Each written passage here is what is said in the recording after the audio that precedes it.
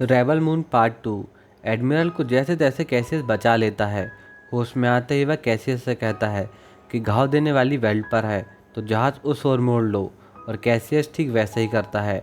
इस तरफ हम कोरा और गुनार को देखते हैं जो कि अपने नए साथियों के साथ वेल्ट पहुंचते हैं। उसी समय कैसियस अपने सोल्जर एरिस को कॉल करता है और उसे बताता है कि वे फसल लेने अगले 5 दिन में वहां पहुंच जाएंगे। कोरा, गुनार और उनके साथियों का स्वागत किया जाता है और उनके रहने की व्यवस्था की जाती है, और यह सब केसियस के जासूस देख रहे होते हैं। कोरा सभी को बताती है कि एडमिरल मर चुका है। कोरा की यह बात सुनकर सभी बेहद खुश होते हैं क्योंकि बिना एडमिरल के जहाज़ की कमान कोई नहीं संभालता है। तभी एरिस वहां पर आता है और आकर सभी को बताता है कि वे अगले 5 दिन में फसल लेने यहाँ आने वाले हैं, जिससे कि सभी बेहद डर जाते हैं। तब जनरल टाइटस सभी गांव वाले को एकत्रित करने को कहता है। वे सभी एकत्रित होते हैं। टाइटस सभी को समझाता है कि आने वाला समय उनके लिए काफ़ी मुश्किल भरा होने वाला है और उन्हें एक साथ मिलकर आने वाले खतरे से लड़ना होगा, और जंग जीतने के लिए सभी का एकजुट होना बेहद आवश्यक है। आगे जनरल टाइटस सभी को 3 दिन के भीतर फसल एकत्रित करने को कहता है, जिससे कि सभी चौंक जाते हैं क्योंकि फसल एकत्रित करने में उन्हें महीनों लग जाते हैं। लेकिन उन्हें यह काम किसी भी हाल में दिए गए समय के भीतर करना होगा ताकि वे मदर वर्ल्ड से थोड़ी नरमी की उम्मीद कर सके। आगे हम कोरा और गुनार को एक साथ देखते हैं, जहां कोरा अपनी बीती जिंदगी के बारे में गुनार को बता रही होती है कि किंग को बेलिसारियस की हकीकत के बारे में पता चल जाता है कि वह धोखे से जंग करता है, वह लोगों पर बेरहम है। तब वो बेलिसारियस को पद से हटा देते हैं, लेकिन उसकी जान नहीं लेते हैं क्योंकि राजा अभी भी उसमें अपने बेटे को देखता है, और उसे एक सांसद बना दिया जाता है। जिसके बाद वह चालाकी से राजनीति में उतर गया था और उसे राजनीति भा गई थी। तभी एक खबर उड़ती हुई आती है कि राजा अपनी बेटी ईशा को राजगद्दी पर बैठाना चाहता है और वह सभी सांसद को मारना चाहता है, और साथ ही बेलिसारियस को भी। वह सारी बातें ऑर्थलिस को कहकर ईशा को मारने का फैसला करते हैं, और ऑर्थलिस बेलिसारियस की कोई बात को मना नहीं कर सकती थी।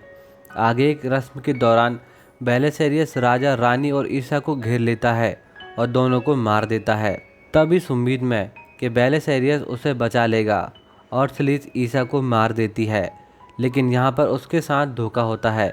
बेलिसारियस इन सभी हत्याओं का इल्ज़ाम ऑर्थलिस के सर सौंप देता है और उसे वहाँ से भागने पर मजबूर कर देता है, और वह अभी तक सिर्फ भाग रही होती है। अगले दिन सारे गांव वाले एकत्रित होते हैं और मिलकर फसल काटने में जुट जाते हैं और लगातार फसल काट रहे होते हैं, जिसमें टाइटस, आयरिस और बाकी सभी लोग मिलकर गांव वाले का साथ देते हैं।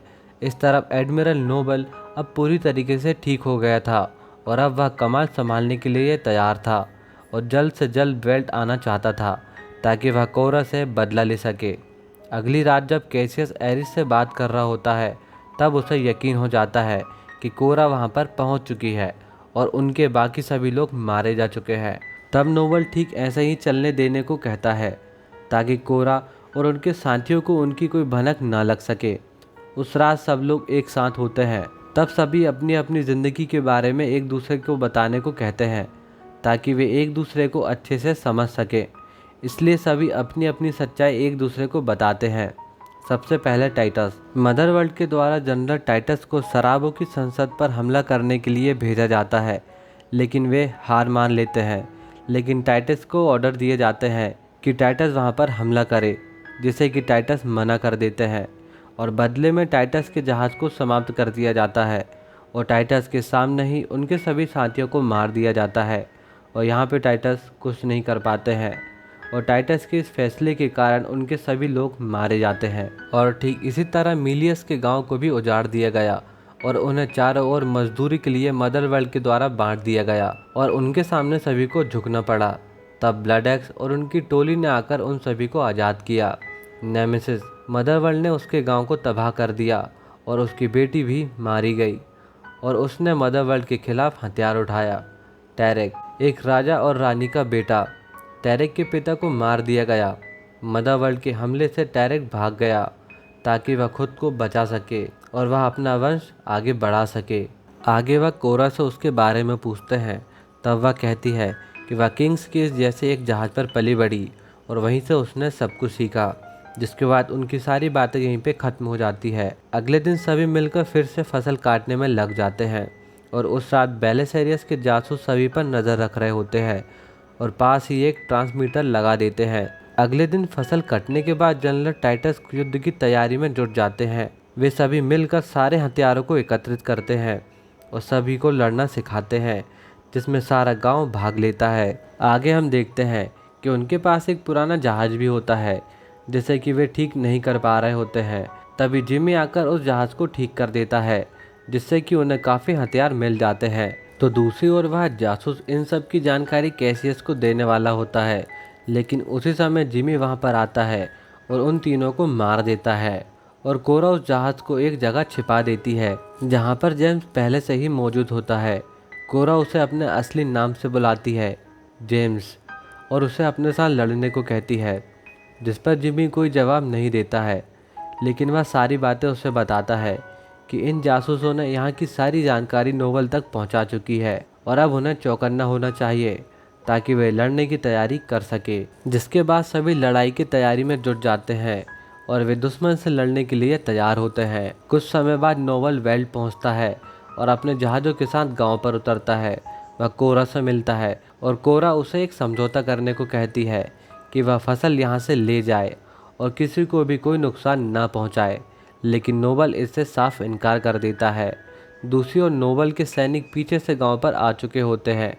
नोबल एक दूसरा प्रस्ताव उसके सामने रखता है कि वह फसल और कोरा खुद को मदरवर्ल्ड को सौंप दे और वह बदले में बाकी कोई भी आदमी को कुछ नहीं करेगा, और अगर वह ऐसा नहीं करती है तो बाकी सारे लोग मारे जाएंगे।